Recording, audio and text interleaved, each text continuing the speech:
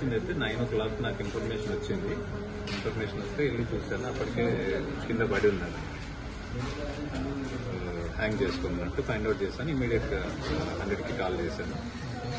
Call చేయగానే వాళ్ళు respond అయ్యి ఇమీడియట్గా వచ్చి మార్నింగ్ నుంచి వాళ్ళు అక్కడే ఉండి అన్ని పంచనామాలు చేసుకొని వెళ్ళిపోయారు. అంటే కుటుంబ సభ్యుల మధ్య ఏమైనా విభేదాలు నా దృష్టికి అయితే లేదు, తెలీదు. ఎందుకంటే ఏదైనా ఉంటే అప్పుడే తెలిసిపోతుంది. చిన్న చిన్న ఏదన్నా జనరల్గా ఉండే ఏమన్నా ఉంటాయేమో కానీ పెద్ద గొడవలు అయితే నాకు తెలిసి లేదు. 1.5 year నుంచి ఇక్కడే ఉంటున్నారు వాళ్ళు.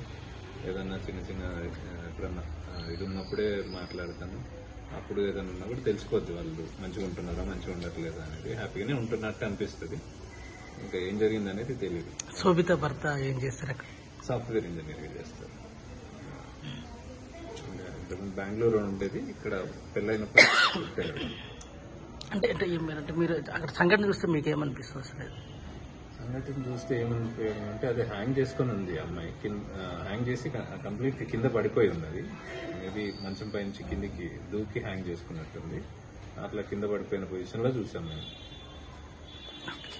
వేరే పోలీసులు కూడా వేరే ఎటువంటి గాయాలు కానీ ఇంకేది కానీ ఏం చూడలేదు. వాళ్ళు కూడా ఆయన కాల్ చేస్తేనే వెళ్ళింది. ఆయన కాల్ చేస్తేనే అన్నారు. ఆయనే ఉన్నట్టు పోలీసులు వచ్చినప్పుడు వాళ్ళు కూడా మాట్లాడారు, చూశారు, అన్ని ఆయన్నే చూపించారు. అమ్మాయి నైట్ సాంగ్స్ ఏదో నైట్ అంతా డివోషనల్ సాంగ్స్ పెట్టుకుని ఉన్నట్టుంది. ఆ డివోషనల్ సాంగ్ రన్ అవుతూనే ఉంది. మేము వెళ్ళి చూసేపటికి కూడా డివోషనల్ సాంగ్ రన్ అవుతూనే ఉంది. ఆ అబ్బాయి కూడా అప్పటి 8:30కి అట్లా పనమ్మాయి వచ్చినప్పుడు తలుపు తెరవట్లేదని చాలాసేపు ట్రై చేసినట్టున్నారు పిల్లవడం.